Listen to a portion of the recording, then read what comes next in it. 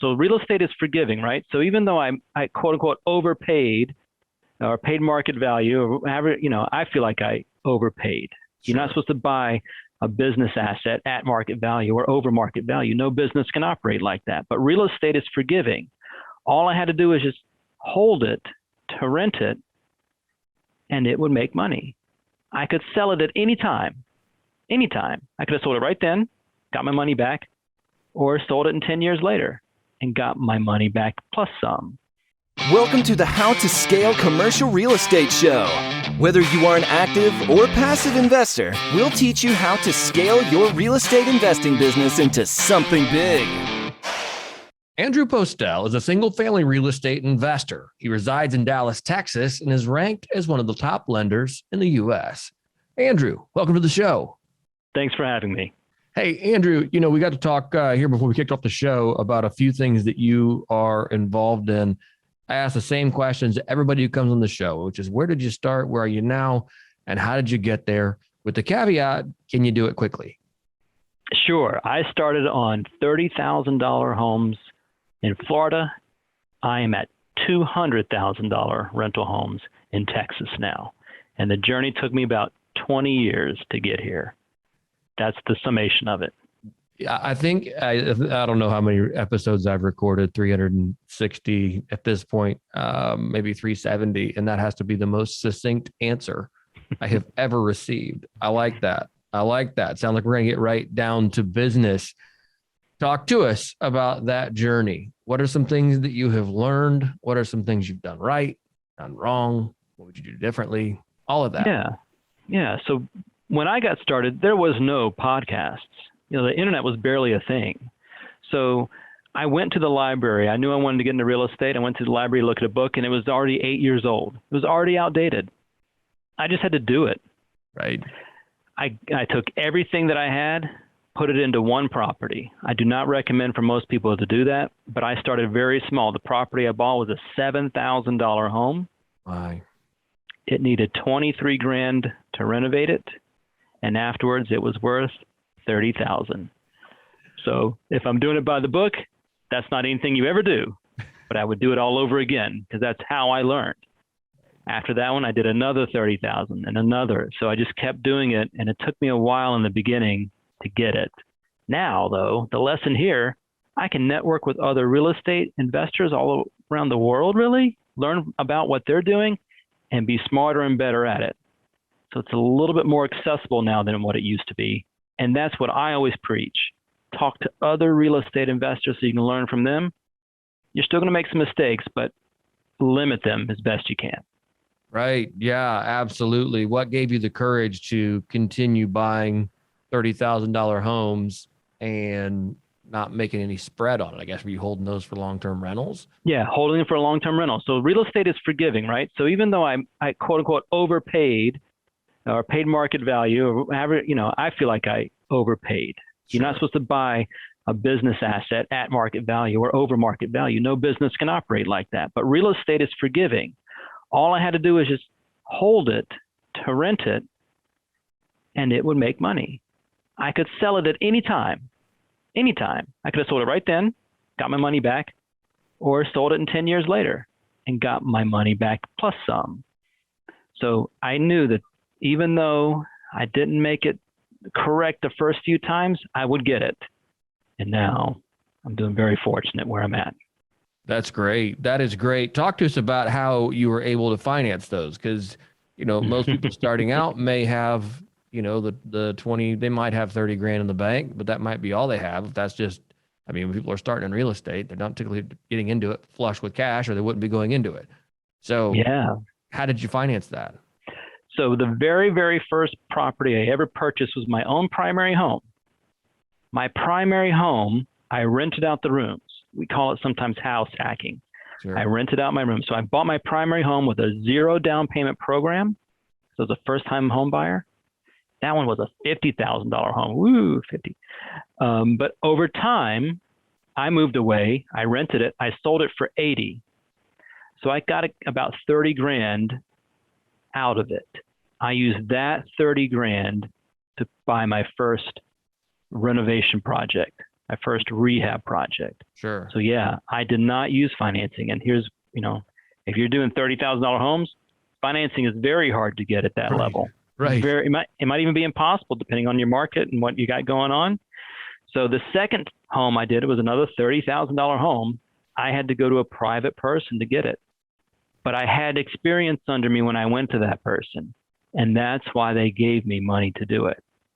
So that's how I got started. It was very hard. And that's how I got financing in the beginning. First time home buyer grant gave me my first primary home. Second home, all cash. Third home, private financing. And I guess you had to sell your first primary just so that you could scrape together enough to go out and buy another rental property. Where did you live at that point in time? So at this point in time, I am now in New York. Okay. So my properties are in Florida. I am in New York. When you live in New York City, 30,000, a parking space is not 30,000. They sell parking spaces up there for like 150. Right. So investing in New York City at that income level that I had at the time there was no option. There was no choice. I had to do it out of state. Now, luckily, I had a good network in Florida that I could trust. So even though some markets might have been more profitable for me, I had a trustworthy network in Florida that I relied on. Sometimes I never saw my properties, but my network kept me in a good place and kept my renters in a good place. And without them, I could not have made it. Yeah, that's talk to us about that network, maybe on the timing of when to build it, how you went about vetting that network. It's a rare thing where you can get that many people, because you would have needed a broker, you would have needed somebody looking at properties, you would have needed a rehab person, you need a property manager. There's a lot of moving pieces there to manage from New York City. Yeah, and you might be surprised about how many people you already know in your network. You may have never asked who an insurance person is, or if a real estate agent or a loan officer. You might already have these people in your network, but we haven't asked yet. Now, my primary home at the time, that $50,000 home, that was a Florida home. I did live in Florida for a short time. So the network that I had was already there from me living in that state. Right. And my career took me to New York. So just through natural attrition, I already had that network there. Gotcha. So at this point, you're flipping houses, you're making okay money at it, your career takes you to New York. I guess that brings us to today. Are you still working in your career, or have you transitioned out of that and doing solely real estate? So I am a loan officer. I did not start this way when I was in real estate. When I was in real estate, I did commercial insurance, but it was fine. It was a good career. I got into lending on accident. Okay, walk us through that. I want to hear this story. Okay, well, I worked for a commercial insurance carrier in New York, and they sold their division to a competitor, and I was part of that. And the commercial insurance company I worked for at the time, they were privately held. They gave a bunch of money to charity. I really enjoyed working for them. And the place they sold us to was publicly traded. They gave nothing back.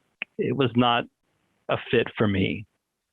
So I just went out to look for jobs, and a little mortgage company asked me to come on board. I had no mortgage experience, and they were like, but you have 10 years of sales experience. It was a little mortgage company. I was like their 120th employee. And so they put me on the fast track in the executive part of their company because they were so small.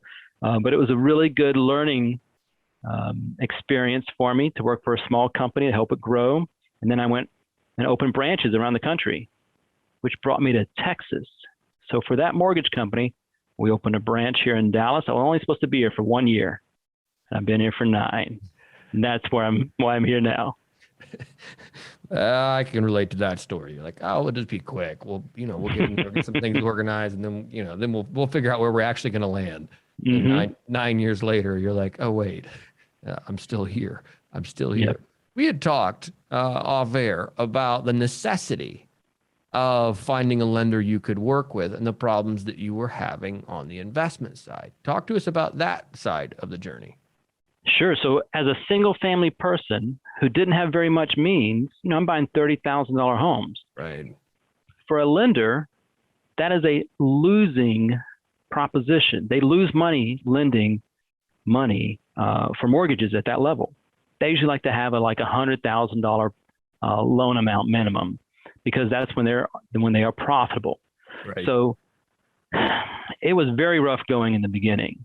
Even the first lending company that I worked for was like, no, we don't even do investment property. They didn't write them at all. They only did primary homes. Only through time, as a loan officer, eventually I worked for a mortgage broker who had several different lenders at his disposal. And that's where the light turned on. Now I could see what all the lenders did. And there were some out there who were friendly to us. They were hard to find. They didn't advertise. They didn't have a fancy, sexy commercial on television. You had to have a connection. You had to have somebody you already knew.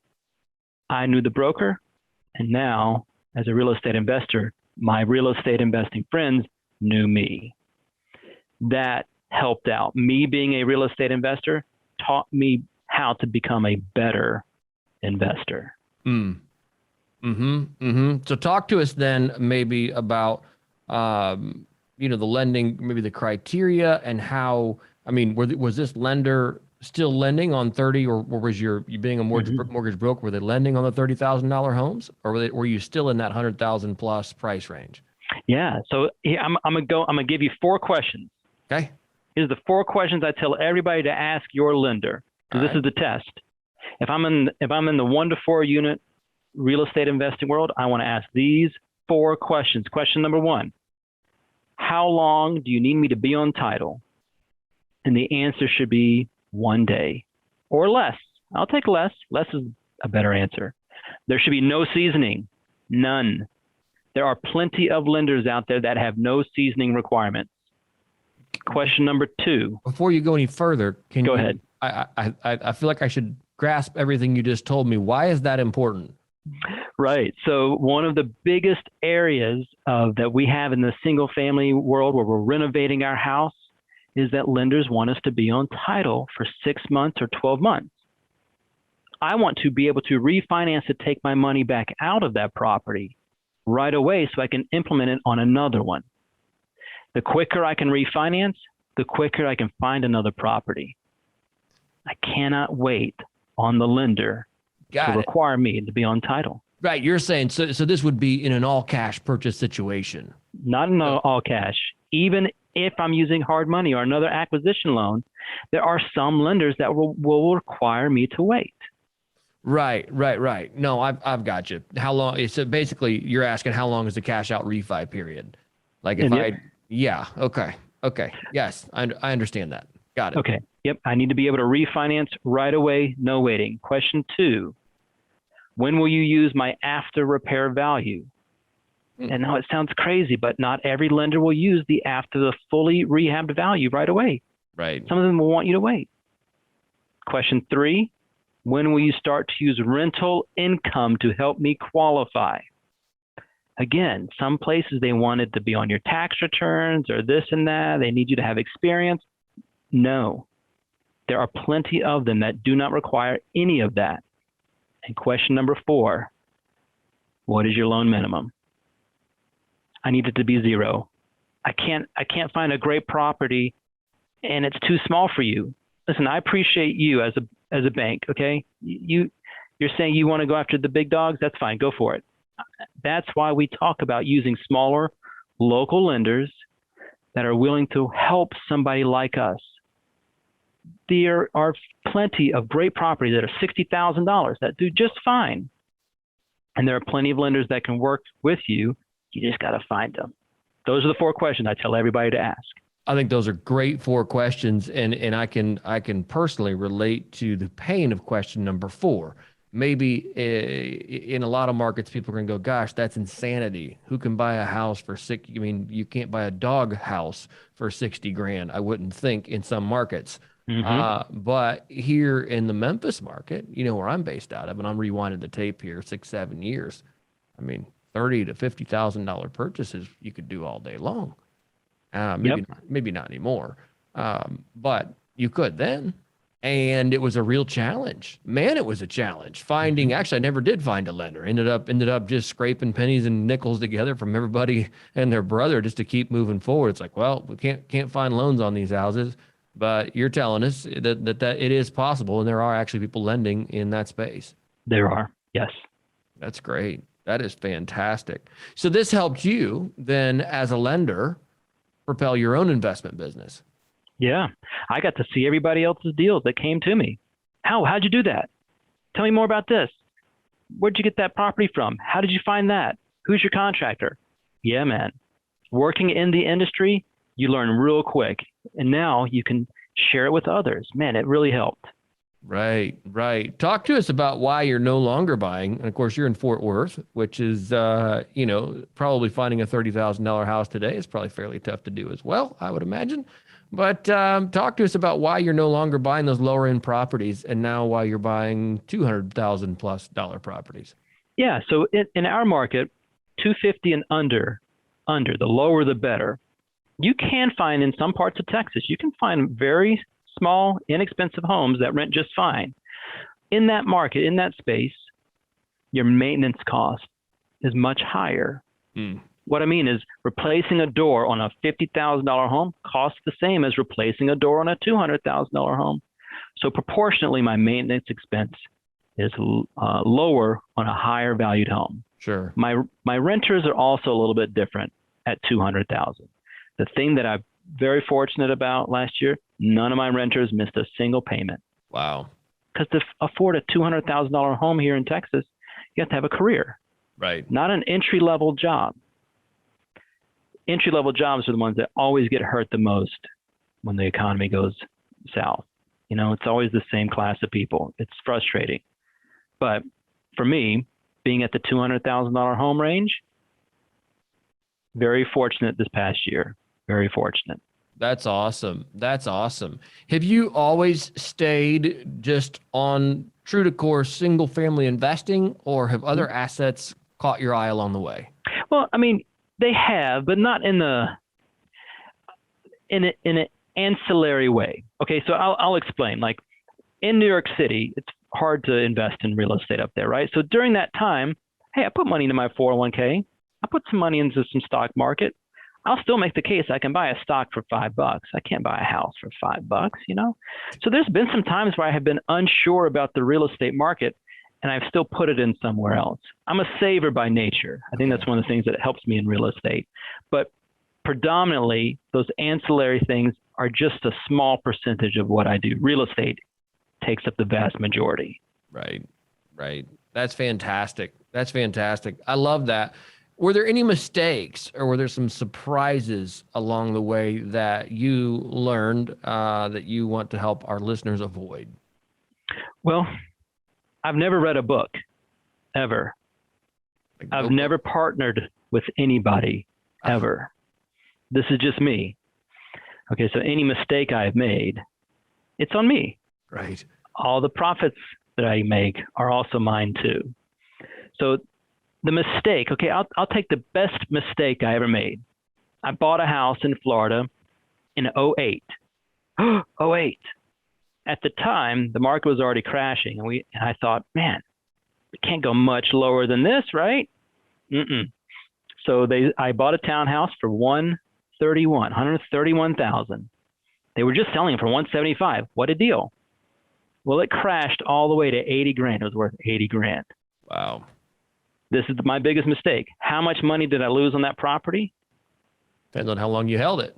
I still own it. I still have it. Right. This is real estate. If you're a buy and hold investor, even your worst mistake, you can eventually get out on it. Just don't make a big one. Just make it small. I like that. Yeah, that's it. If you wait long enough, typically it'll all shake out. One of the things that we see going back to financing, though, is that people don't have the proper debt structure on these properties. So how are you structuring your rental property debt wise, as far as, term, rate, things like that, so you don't get caught holding the bag? Well, even on that property that I was just giving the example of, I was underwater for several years. Sure. On that property. But the goal there was never to sell. It was always a long-term rental. But today, that was 2008. It was a different lending time, a different housing time. It was a different time altogether. Now you're required to have equity in your property. 15% minimum at some places, 20, 25% depending. So even if there is some type of a correction, you're going to be in a much better position than when you were back then, when you borrowed 100% or 110% of the value. Right. So today, it's important to keep those lending rules applied to your own investments, right? If you keep equity in the property, you should be good even through the thin times. What about rate and term, sort of discussion on that? Yeah. So I have a regular job, right? I'm a lender. Right. My regular job allows me to get Fannie Freddie money, which means I get all those great publicized rates you see on the internet. They're all 30-year fixed rate loans. Remember, this is business debt, so I spread it out over time. Time value of money. The longer I hold it, the more inflation hits, meaning the less the debt is important. So Right. if I'm borrowing below inflation, I mean, it's almost like it's free. So yeah, I'm spreading it out. 30 years, but fixed rate.